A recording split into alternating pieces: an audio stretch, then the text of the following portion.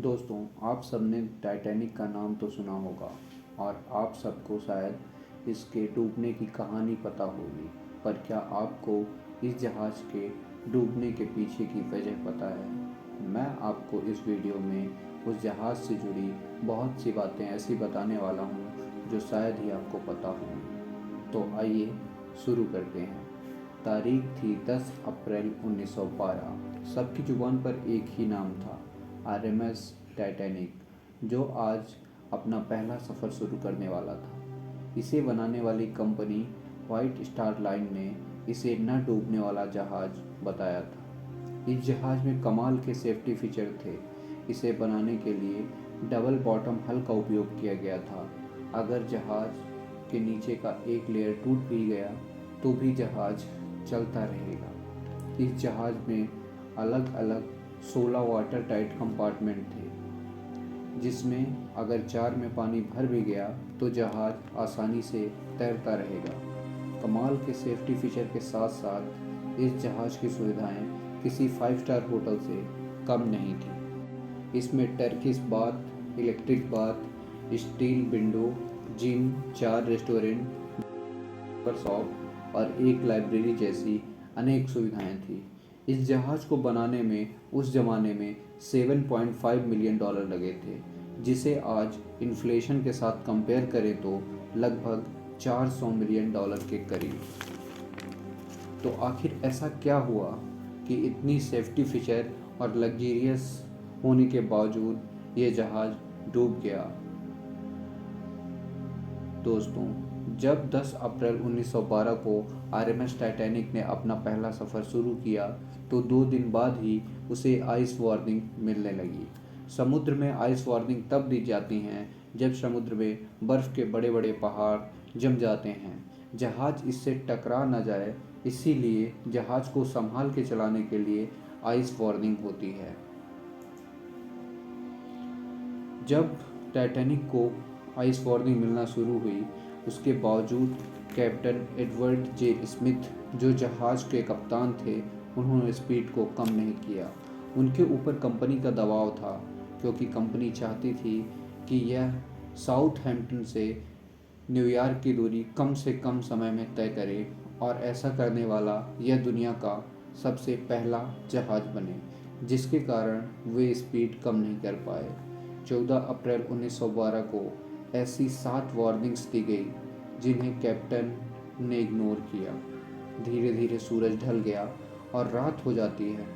तापमान नीचे गिर जाता है। इस रात के बारे में खास बात यह थी कि यह अमावस की रात थी, मतलब आकाश में चाँद नहीं था और हर तरफ अंधेरा था।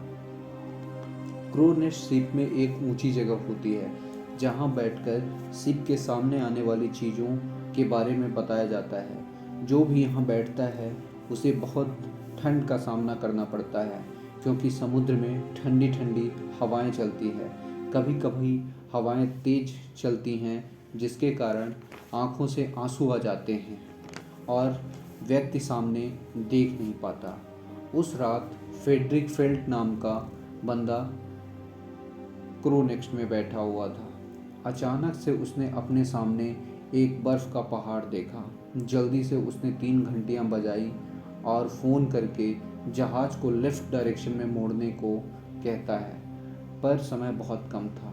10:40 पर जहाज़ आइसबर्ग से जा टकराया। यह आइसबर्ग कोई छोटा नहीं था। इसका वजन लगभग 1.5 मिलियन टन था, जो लगभग एक पहाड़ के बराबर है। यह टकराव जहाज़ के साइड में बो के पास वाले हिस्से में हुआ, जिसके कारण जहाज़ की बॉडी में होल हो गए और पानी भरना शुरू हो गया। जहाज़ के 16 में से 6 वाटर टाइट कंपार्टमेंट में पानी भर गया।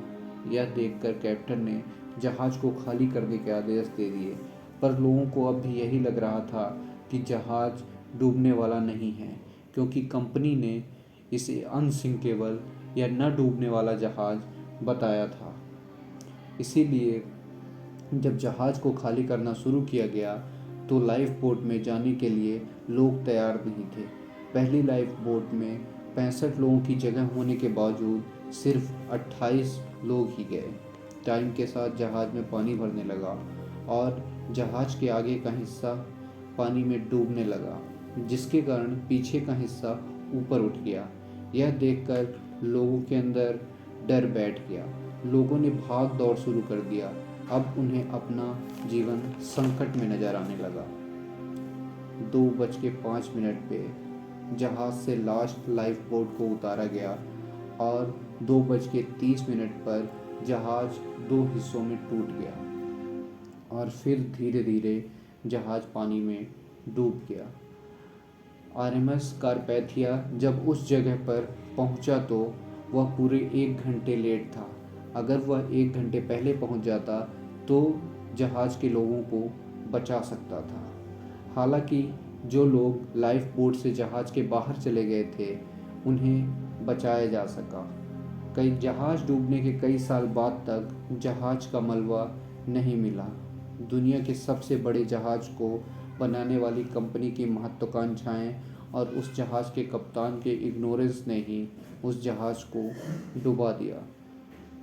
दोस्तों, जहाज के डूबने के पीछे की 2 ही वजहें थी।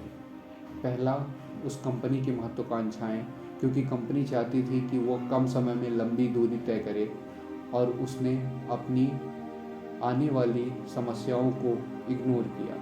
दूसरा, जहाज के कप्तान का इग्नोरेंस। उन्होंने आइस वार्निंग को इग्नोर किया।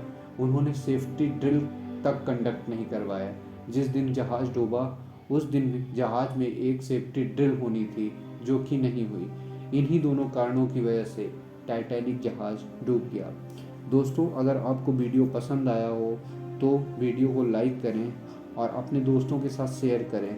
और आप अगर हमारे चैनल पर नए हैं तो हमारे इस चैनल को सब्सक्राइब करें। धन्यवाद।